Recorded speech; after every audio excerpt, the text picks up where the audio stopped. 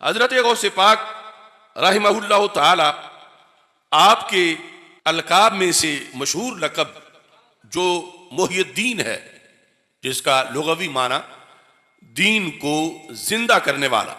इस सिलसिला में मुजद्दिद दीन व मिल्लत इमाम अहले सुन्नत आला हजरत इमाम अहमद रज़ा खान फाज़िल बरेलवी रहमहुल्लाह ताला ने फतावा रिज़विया शरीफ की 28वीं जिल्द में इस हकीकत को 258 सफ़े पे लिखा और इस लक़ब के लिहाज से जो इनफिरादियत है उसको मुकम्मल तौर पर वाज़े फरमाया। आपका ये मकाला जो है आला हज़रत फाज़िल बरेलवी रहमतुल्लाह अलैह का अरबी ज़ुबान में है। आप फरमाते हैं तस्मीयतों का कील लहू रदियल्लाहु तआला अन्हु मा सबब तस्मीयत का मुहिय्यद्दीन।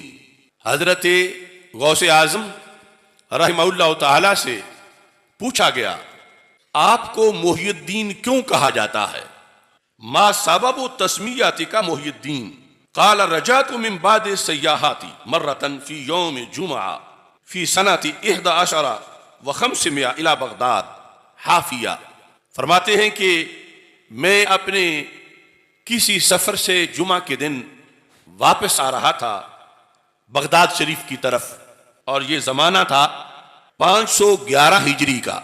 511 हिजरी में मैं किसी सफर से वापस बगदाद शरीफ आ रहा था हाफिया, नंगे पांव, दरहाल के मैंने जूता नहीं पहना हुआ था। फमररतु बिशख्सिन मरीदिन मुतगय्यिरिल लौन नहीफिल बदन। मैं एक ऐसे शख्स के पास से गुजरा कमजोरी की वजह से, जिसके चेहरे की रंगत बदली हुई थी। चेहरा जर्द था, बदन उसका नहीफ था और वो शख्स मरीज नजर आ रहा था। फ़क़ाल अली अस्सलामु अलैका या अब्दल कादिर। उस शख्स ने मुझे सलाम कहा, अस्सलामु अलैका या अब्दल कादिर, इन अल्फाज के साथ। फ़रदत्तु अलैहिस्सलाम, तो मैंने उसके सलाम का जवाब दिया।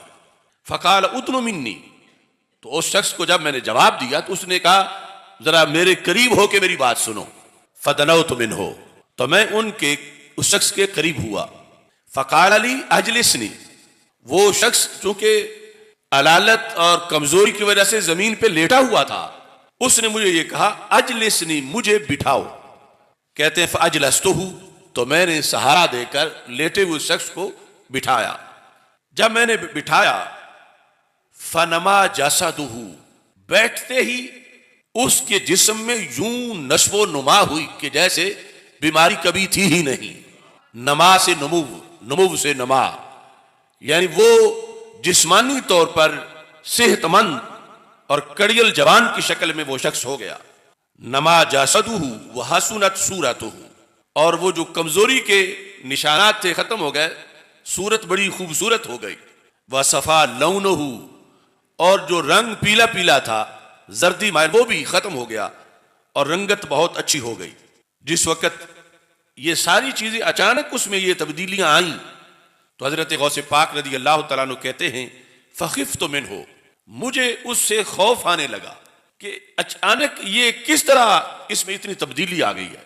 कहते हैं फ़क़ाला, अब उसने कहा अतारिफ़ुनी, आप मुझे पहचानते हैं कि मैं कौन हूं?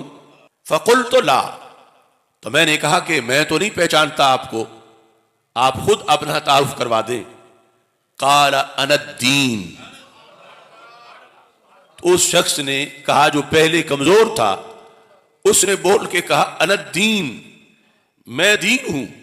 व कुन्तु दुस्सिरतु कमा रअयतनी, और मेरी सूरत वही थी जो तुमने अभी देखी कि मैं इतना कमजोर हो चुका था और इस हद तक मर्ज लाहिक था। वक़द अहयानिल्लाहु ताला बिका, रब ने आपके जरिए से मुझे जिंदा कर दिया है। अहयानिल्लाह बिका, आपके जरिए से अल्लाह ने मुझे जिंदा कर दिया है।